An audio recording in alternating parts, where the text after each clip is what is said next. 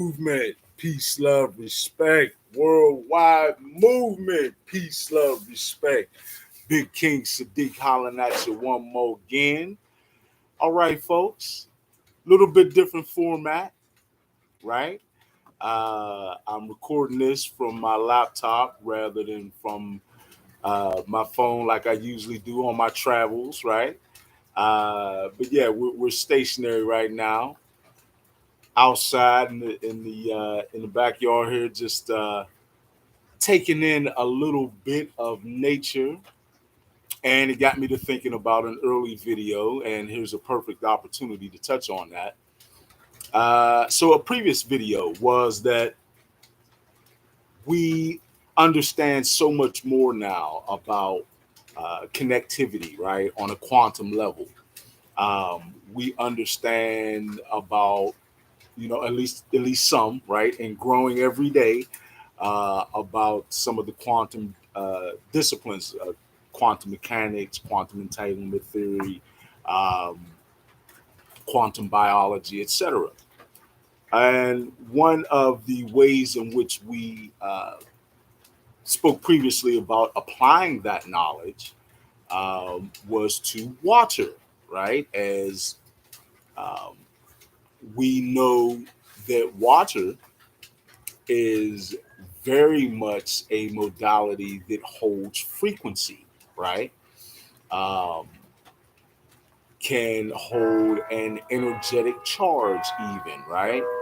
Um, Water is a very impressionable substance, right? Particularly on an energetic or vibrational frequency perspective of looking at its ability to do that. Um, and there have been a lot of studies, experiments, and a lot of insight gained by the results of those experiments utilizing water and how it holds vibrational frequency, how that resonance is held within the water, and how the quantum field, which connects us all, right, um, carries that impact from the source that the vibrational frequency uh, impact or input, will say, is being resonated from to the water, right? And how the water is severely impacted uh, by the vibrational frequency that's being relayed there. Um, and because of that, we start to understand a little bit more about the potential of things that we're able to actually do, some things that we're able to implement, manipulating vibrational frequency. Uh, and one of the, I believe, Dr. Yamoto, one of the scientists who had some um, very incredible experiments and results uh, based upon those experiments that gave us great enlightenment in terms of human consciousness and the role it plays in physics on a quantum level, right? Um, what is known as your biosphere, your electromagnetic sphere that is actually radiated from your heart center. Um, a lot of scientists speculate or will actually have measured that electromagnetic sphere extends on average, up to like 24, 25 meters or so, right? Um, there have been varying results. We'll say a range between 8 to 25 meters, um, which even 8 meters is a significant distance if you think about it. A meter is close to 3.5 feet. So your electromagnetic field that is produced by your body, your biosphere, um, interacts with has great impact and influence on the quantum field. The quantum field is the electromagnetic vibrational field uh, that extends and connects all things, right? There was a time that, in mainstream science, which, mainstream science is still wrestling with uh, the quantum sciences and quantum disciplines, but very much is now in acknowledgement of the data that is produced. It's irrefutable, right? Um, in fact, I have seen some physicists say that there is more measurable and quantifiable data collected in quantum experiments than in traditional or mainstream experiments, right? If you want to categorize it like that. But anyway, um, the quantum field is what we previously thought was an empty, it was empty space between uh, all of the particles that make up our reality, the photons, and the neutrinos, all the subatomic particles that make up our reality. Um, and this quantum field not only connects or is sort of the connectivity between all of these things, but certainly impacts and influences the state of these subatomic particles, right? So in that way, is very much responsible for how these subatomic particles form, right? Which of course would denote what they form and how it forms. Um, and the fact that these experiments done by, not only Dr. Yamoto, I hope I'm not mispronouncing his name, but a host of other experiments, or excuse me, a host of other scientists, many physicists, have done demonstrating the impact of human consciousness on the quantum field, and thus all of the subatomic particles that are connected in the quantum field. So, sort of cutting out the middleman in that statement, um, human consciousness is a major player in physics, right? Is a very much a determining factor in physics, right? Um, which is deep to say, to put it mildly. But it speaks to our ability to impact our environment, to impact our reality. And I said on several other videos that we have to change our mind state, the one that has been heaped upon us uh, for so long, that we're taught in layers, right? From the time we are able to communicate enough to be taught, we are taught in layers um, how small we are and how much we have to be in sort of a survival mentality, and that is done very intricately in layers as we grow up. Um, it starts right in our homes inadvertently. Most of the time, our parents just mimic this behavior because that's how they were taught. Um, it's a very cyclical process that has continued over and over and over and over again for all of our existence, which is why most of us, um, are sort of trapped in those limitations of our mentality, because there's a lot of layers there to be peeled back. But the quantum disciplines are helping us to do that scientifically. And that helps a lot of people because we have at least um, been able to, or a lot of folks are able to sort of rest uh, a bit of a foundation or part of their foundation of reality in science. Science is a very rootable um, discipline or sort of wheelhouse for us to operate comfortably in terms of interpreting our reality.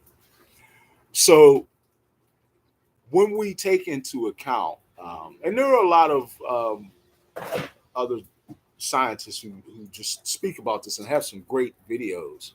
Dr. Joseph Dispenza, Greg Brayton.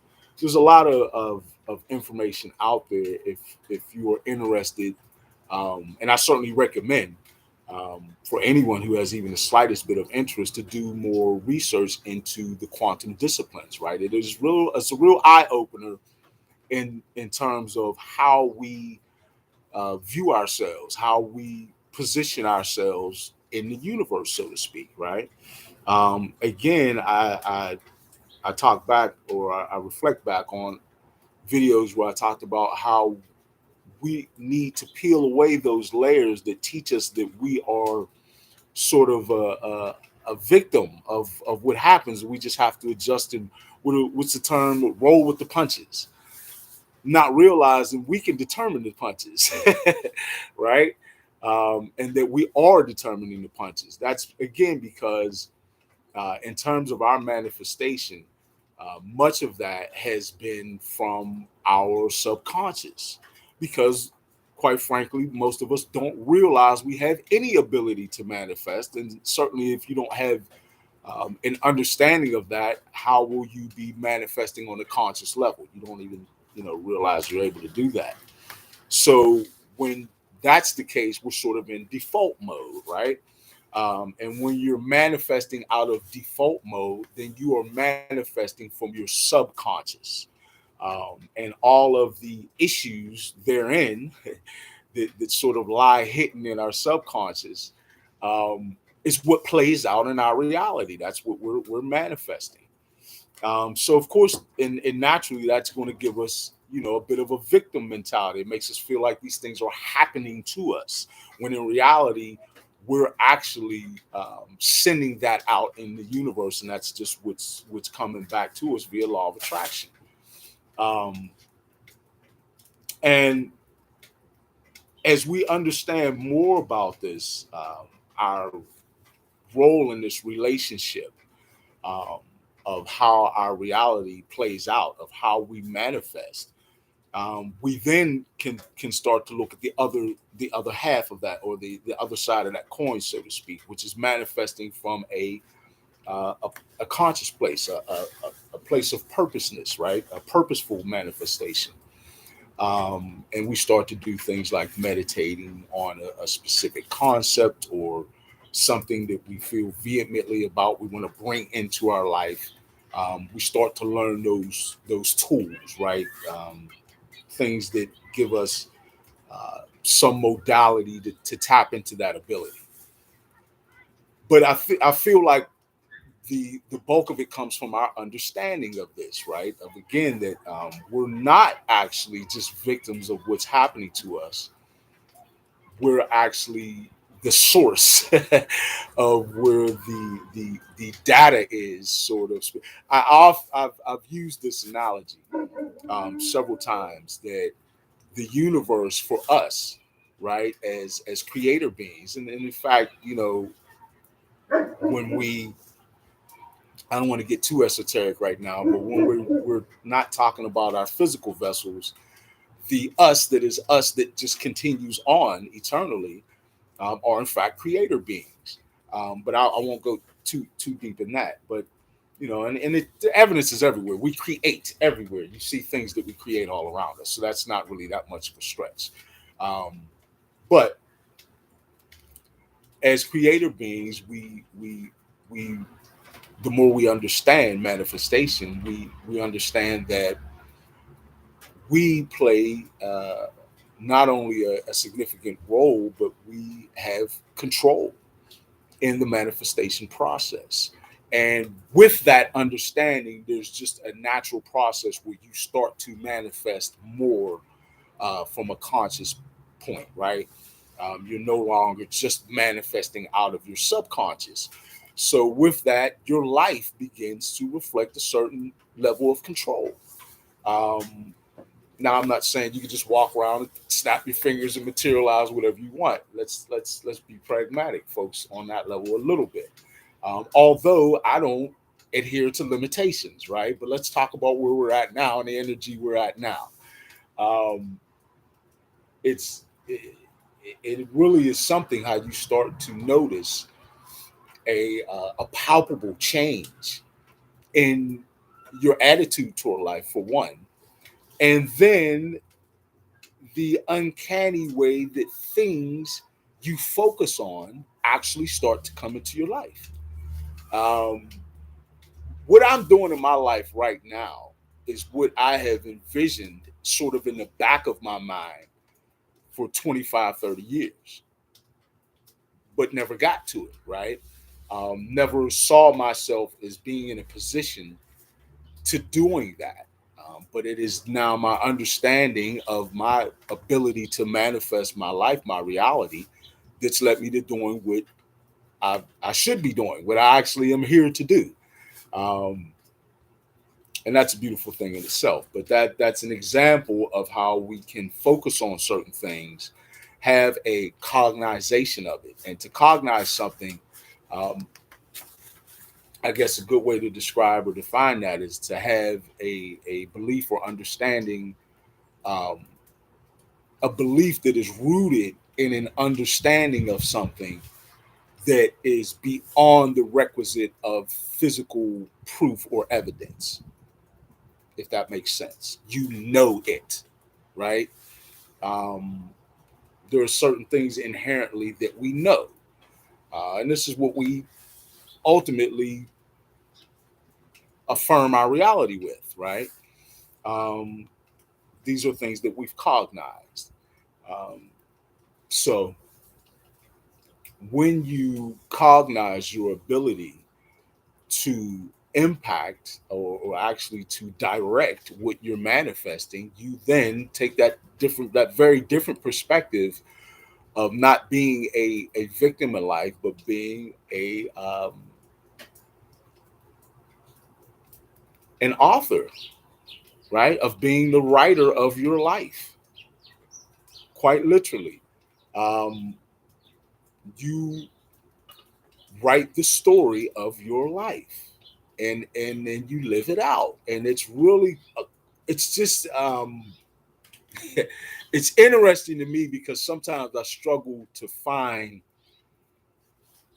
what I consider a profound enough description of the difference between living the life most of us or virtually all of us grow up um, living or learning, how to live. This is how we live life. This is our paradigm. And and this very free, very again, I struggle to find adequate wording. Very of course enlightened, but very liberated, I think, is a good term. It's just this very liberated way of living life, of now manifesting your life from a conscious perspective, a perspective of control, understanding that you are dictating, you are writing, you are sending out. This is what I meant to touch on earlier. I often use this analogy that the way we manifest, once we understand that we have the ability to consciously manifest, and the way that it plays out is similar to picturing the universe itself as a giant 3D, 4D printer, right? When you have those of you who have 3D printers, you want to print out whatever it is, you send in whatever directives you need to through your computer, whatever the process is to instruct the printer what to print, right? Um, so let's think about that, from you to the computer to the printer. What actually happens in manifestation is a very similar process. The stimuli or the vision or the concept that you're focusing on or the feeling that you're embracing comes from you, from your consciousness, right? Is processed through your brain, right? And through the various parts of your physical body that play, and there are many parts of your physical body that play a role in manifestation. Most largely your pineal, but that's not the only part of your body that does. You have a lot of, for example, your hair is a constant receiver of electromagnetic stimuli. And certainly the stimulus that it receives plays a role in what you manifest as well. So, just an example. But um, when you get in that very conscious mode of manifesting, it goes and is processed and then sent out to the universe. And through law of attraction, the universe literally plays out what you've explained to it to. Now, to understand this on a quantum level, think about it. The electromagnetic signal that you send, right? That is originated in your consciousness, that is processed through your physical vessel, right? Like a giant amplifier or radio transmitter, all right? Um, that signal is sent out through the quantum field, right? All of this scientifically viable. Do the research for yourself, and verifiable. Um, that signal goes out through the quantum field, right? Electromagnetically. And to break that down really quick, whatever it is you're focusing on is your intent, right? That is your that is the magnetic part of your electromagnetic signal into the quantum field, right? Think about magnetism and attraction. That's where the law of attraction comes in. What you want, or the concept that you're focusing in, that you've concentrated on, develops the actual message part of the electromagnetic signal, the attraction, the magnetism, right? And then the level to which you are vehement on that, right? Emotionally is your charge, right? What is emotion? Emotion is a charge, right? It's electric. Your emotions are electric. And that is the electric part of the electromagnetic equation, that is the electromagnetic signal that you're sending out into the quantum field. All right. So, with that, you are now able to consciously send out this electromagnetic signal. It goes into the quantum field and is literally carried. Now, here's where those layers come into play, because those layers that we've accumulated through our lives give us a whole bunch of limitations that we now naturally start to slide in place in this process, right? When we start to visualize this process, we start to place limits on how far the signal can go, right? How strong this signal can be. We put limits on um, the scope of the magnetism, right? Of the concept, or how big the concept can be that we are focusing on, or that we're sending out in our electromagnetic signal through the quantum field, right? Um, and again, going through the process, just to rewind again, the concept process through your physical body, out through your biosphere as an electromagnetic signal, right, into the quantum field. And the limits that we would typically put in place at that point really sell us short. They really do. um, because we would think of it almost on a whimsical level. Okay, all right, that's nice. You want this to happen. You sent it out, your wishes out there, maybe it'll come true. We're not talking about wishes, folks, right?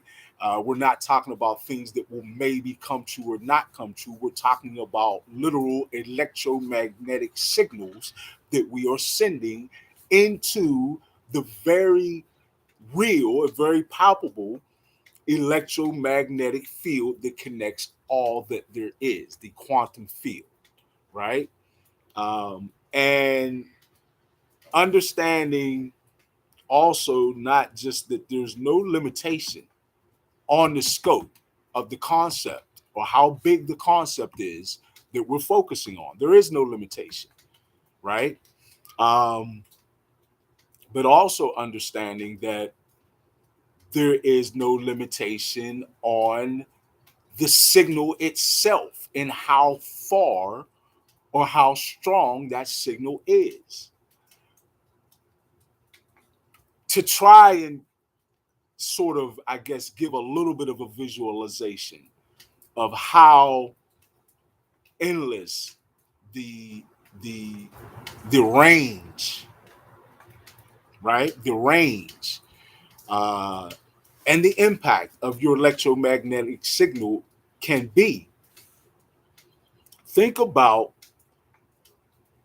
first of all, the fact that we understand how things move in the electromagnetic field, how things actually move in reality. We know that particles move in wave form, right? Um, in a vibratory state, right?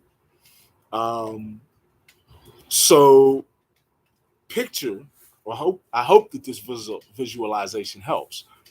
Picture a pond, right, or even a puddle, or any body of water. It all moves the same. I guess I'm sort of putting the cart before the horse there. Let me slow down. If you toss a pebble into just a little puddle, you will see what? Waves rippling from wherever that pebble landed. If you toss a rock, uh, in a pond or something like that, you can see the ripples, or even into a pool or any body of water. If you toss something in, right, you see a ripple from wherever it lands, and it goes out in waves, right? Now, what do we know about the the difference in bodies of water? It behaves the same. Those ripples, I mean, the wave format stays the same, whether we're talking about a small puddle, a pool, a pond, a lake, or an ocean, a sea, an ocean, etc. It all behaves the same. There are ripples or waves, right?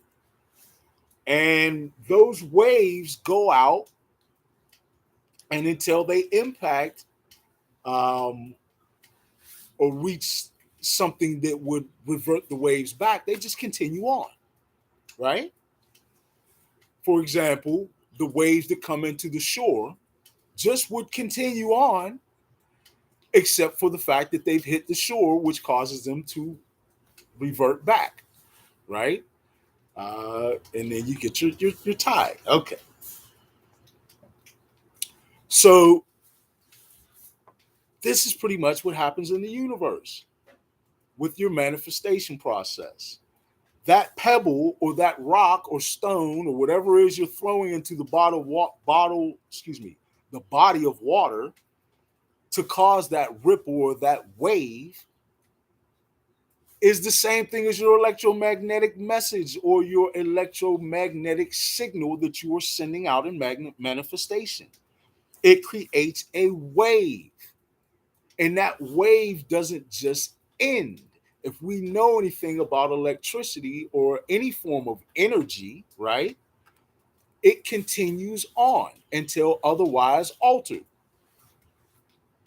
So you are literally sending out this wave or this series of waves, right? Electromagnetically through your biosphere into the quantum field. And this is what gives the universe the message of sort of what you are manifesting, right? Whether it be conscious or subconscious. But we're talking now about when you understand more about this process, you sort of open yourself up to the ability to manifest on a conscious level. So this brings us back to affecting things in our physical world, in our reality, in giving examples of manifestation in our physical world. And we explained earlier that one of the great modalities for doing that is water, as it retains this very well and is very much impacted by the quantum field and the electromagnetic signals that we send through the quantum field, through our biosphere, into the quantum field and into the water that impact or tell the molecules of water how to behave. Right? Okay. And scientifically, this is, again, I don't want to just go blow by blow and break down the results of these experiments, but go back and research for yourselves. Um, Again, the one Dr. Yamoto, I believe. Um, Forgive me if I have forgotten his first name. I apparently have, but um, it's not that difficult to find that experiment and see the results of it and study and make determinations about it for yourself. And again, I also talked about Dr. Joey Dispenza and Greg Brayton, and there are others, quite a few. So the research is out there. Just do that research for yourself. But understand that the big picture of what all that is relating to us is very much about our ability to impact our reality. And again, I talked about water being an excellent modality for doing that. So I did a video previously about making high vibrational frequency water, or quote unquote holy water. Um, and I don't want to redo that video. I want to, now that we have a good understanding of the lack of limitation on our ability to send out these electromagnetic signals, um, I want to expand that concept to beyond a glass of water or a jug of water or your shower or the water in your house. But how about rain? How about affecting the vibrational frequency of the rain in your area that comes down onto, you may have a garden that's coming down into your plants, your vegetables and whatnot that you're growing. You may have some, actually, I have some neighbors right over there that have chickens, right? Just a little small. It's actually a pretty nice little coop they have. But my point is, the rain comes down on your animals, your crops, etc. So, of course, we will want to impact that and make it be high vibrational frequency. We'd love to be able to completely clear up our atmosphere, but that's another conversation. Right now, we're focusing specifically on that rain. You see the rain cloud coming. You know you're about to get rain. You want to impact that precipitation. Well, let's take our cognization past theory. Let's apply the results of those experiments that have given us a very clear picture of our ability to impact our reality on a electromagnetic level, rather, should I say, electromagnetically on a level all the way down to subatomic particles, right? Which, that should tell you, I mean, anything is just a collection of what it's made up of, right? Um, a piece of wood is made up of however many trillion particles of wood, right? Et cetera, et cetera. So if we can impact something on a particle level, it makes perfect sense that we impact things on a whole, right? All right. Um, so if we're able to impact those smaller bodies of water electromagnetically, and we understand now that as we peel back those layers of limitation that we've been taught, that we can in fact implement some level of control or influence over the very clouds that are bringing down precipitation. Utilizing this very same process, I would say absolutely no different than I described previously in my videos on making holy water. Utilizing your intent, sending, focusing on intent to get what your message is, high vibrational frequency, divinity, holy water is what you want to come down. That's your concept. Want it vehemently, right? That's your charge, your electric charge. Want it vehemently. Put energy there, right? And send that out as a concentrated thought, right? We remember that a pyramid is a way that thought is concentrated, right? Okay. And send that out to that, which essentially all a cloud is a body of water in hydrated or what's the word I'm looking for? It's vaporized water, essentially. So it's still a body of water, right? Still an excellent modality for you to influence with your electromagnetic signal.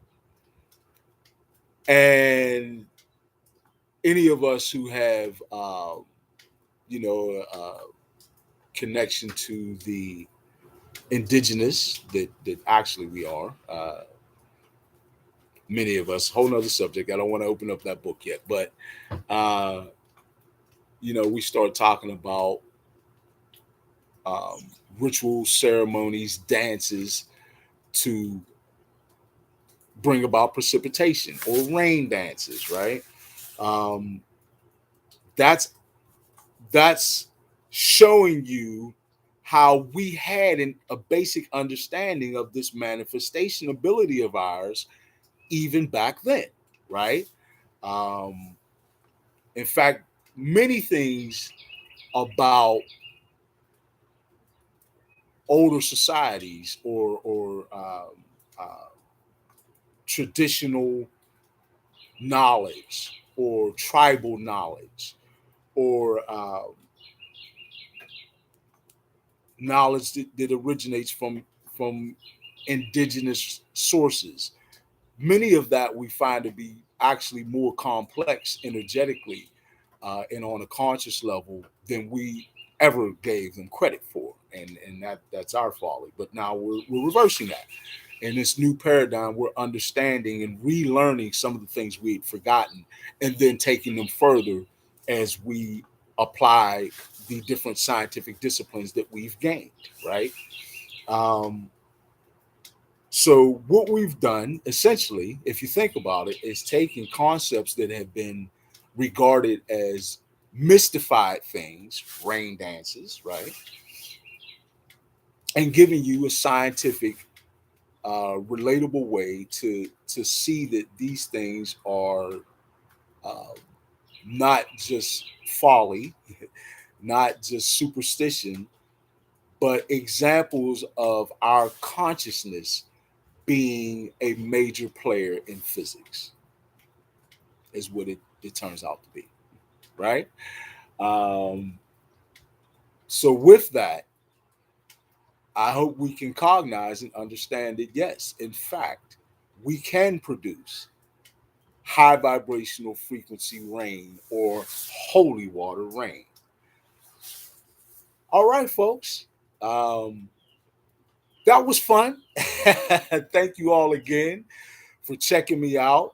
Please like, share, subscribe. Please continue to help me spread the worldwide movement. Peace, love, respect, right? Uh, Tell everybody that you know. Tell some folks you don't know, right? And let's continue to build this worldwide movement. Peace, love, respect. I love you all. Thank you very much. Big King Sadiq out.